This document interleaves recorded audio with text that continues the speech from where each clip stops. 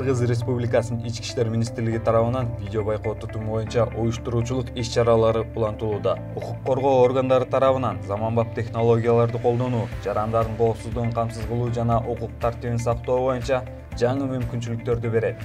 Ички иштер органдарынын ишине стандарттык технологияларды киргизүү, көп жагынан кылмыштарды өз убагында аныктоо, алдын алуу, бөгөт коюу, бетин ачуу, кылмышкерлерди жана дайынсыз жоголгон жарандардын издөө зарылдыгы менен шартталган. Кыргыз Республикасынын Ички иштер министрлиги тарабынан көзөмөлгө алынган 800дөн ашык видео байкоо камералары орнотулган. Анын ичинен 500дөн ашыгы коомдук жайларда орнотулган. Кыргыз Республикасынын аймагында издөөдө жүргөн адамдардын жүзүн аныктоо тутуму ишке киргизилгенден бери адамдардын жүзүнөн таануучу сырткы видео көзөмөл камераларынын жардамы менен жалпы 735 адам аныкталган. Алардын ичинен кылмышка шектүү катары издөөдө жүргөн 505 адам, үйүнөн чыгып кетип келбей издөөдө жүргөн 114 адам жана эл аралык издөөдө жүргөн 104 адам аныкталган.